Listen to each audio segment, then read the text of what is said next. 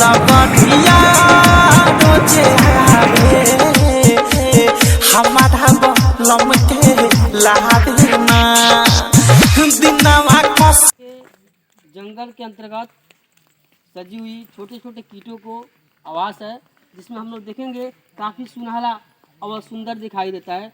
इस मिट्टी के अंतर्गत यानी कोई ढोंढस भी नहीं दिखाई दे रहा है जो आवास घुसने के लिए इसे किसी प्रकार की प्राकृतिक रूप भी मानी जाती है। जिस प्रकार हम लोग वेदों में देखते हैं कि मिट्टी को ढेर को पूजा करते हैं, उसी प्रकार ये किसी न किसी देव के आस्था माना जाता है। वाल्मीकि आश्रम के जंगल क्षेत्र में है हम लोग, जहाँ पर श्री रामचंद्र जी को वनवास हुआ था। इसी वनवास में वाल्मीकि जंगल क्षेत्र में पड़ता है।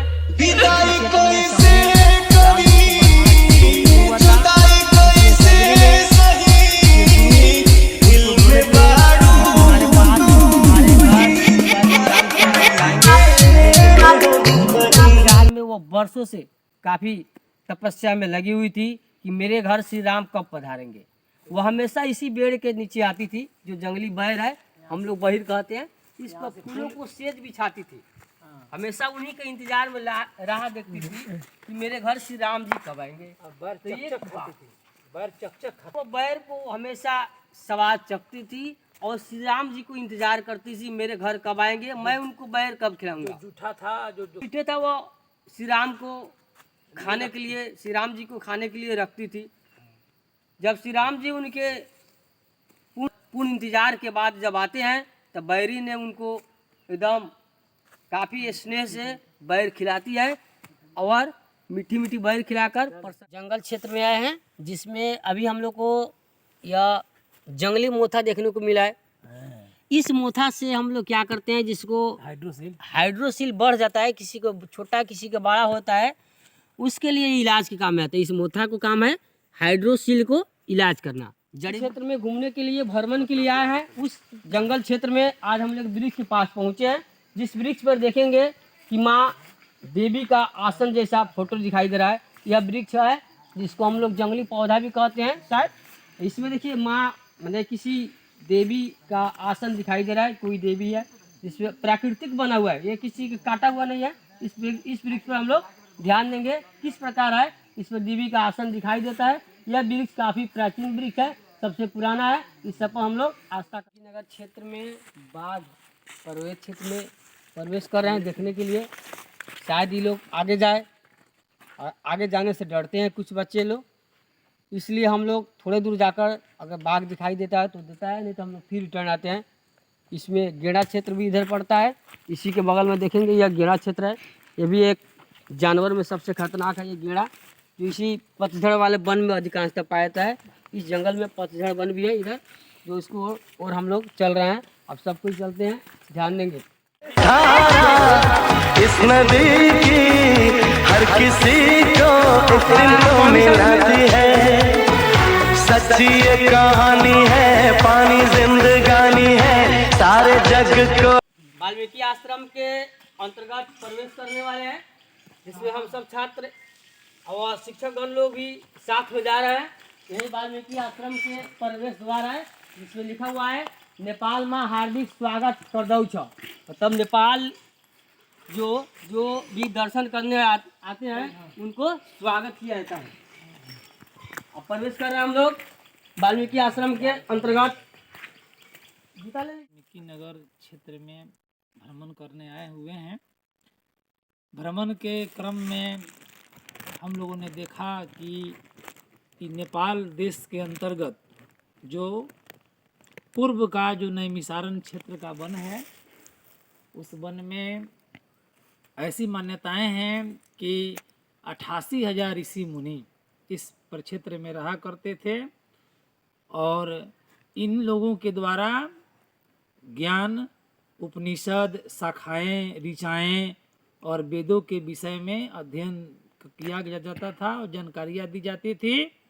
यही वह जगह है जहाँ पर इस वृक्ष के नीचे वाल्मीकि ऋषि लव कुश को बैठा करके और जीवन से संबंधित शिक्षा प्रदान करते थे। इसीलिए वे बहुत श्रेष्ठ थे और उनकी शिक्षा जो है ना आज आदर्श शिक्षा बनी है। से करीब करीब 1.5 किलोमीटर उत्तर में एक नदी बहती है नारायणी। नीचे से नीचे उस नारायणी नदी से यह अमृत कुआं पहले जुड़ा हुआ था, ऐसी मान्यता है। और उसमें न पाइप था न किसी तरह का यंत्र लगा था, बस योग और दैविक शक्ति के द्वारा वह वहाँ से जुड़ा हुआ था। और सीता जी इसी जल को निकाल करके अपना क्रियाक्रम करती थी, अपना खाना परोसती थी, अपना खाना बनाती थी और लोग उस इसमें स्नान भी करते थे। इसलिए इस कुआं का नाम हम लोग अमृत कुआं रखा गया है। इस जल को पीने से जैसे हम लोग अमृत जल पीते हैं, उसी प्रकार इस जल को मान्यता प्राचीन काल में रखा गया था, जिस समय ऋषि मुनि द्वारा इस बातों को प्रचलित कर रामायण में हम लोग को देखने को मिलता है। जहाँ पे सीता लव कुश को जन्म हुआ था, जन्म स्थल जैसे हम लोग को जन्म होते वाटिका था, पहले छोटे छोटे फूस से बना होगा घर होगा, इसी में लव कुश जन्म लिए थे। इस जन्म होने के बाद सीता जी के यहाँ पे जो हम लोग सिलौटी कहते हैं, यहाँ पे है जो सीता जी का सिलौटी स्थल है, जिसको जैसे हमें प्राचीन काल में सीता जी यहाँ पे क्या बोलते हैं जी, यानी मसाला पीसा करते थे, इस स्थल को हम लोग सिलौटी कहते। और इसमें मतलब 88,000 ऋषि मुनि एक साथ बैठते थे और किसी विषय पर मंत्रणा होती थी। और वे लोग वेद के शाखाओं और ऋचाओं के साथ साथ एक हवन का कार्यक्रम इसी कुंड में करते थे। कुंड को हवन कुंड कहते हैं। और लवकुश भी इसी हवन कुंड में हवन कर रहे थे, इसीलिए इसका यही वह जगह है जहाँ पर लवकुश हवन किया करते थे।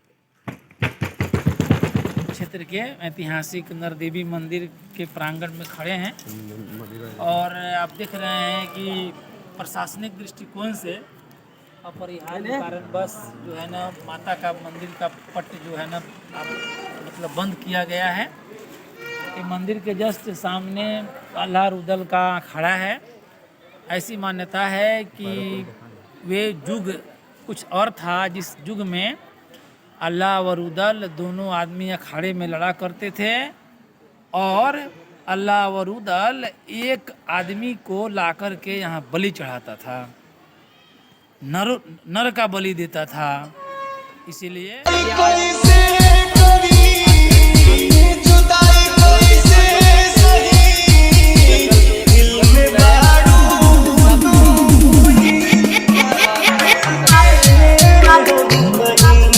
इसके बंगल में एक नारायणी नदी है, जो सबसे बड़ी नदी नेपाल की मानी जाती है।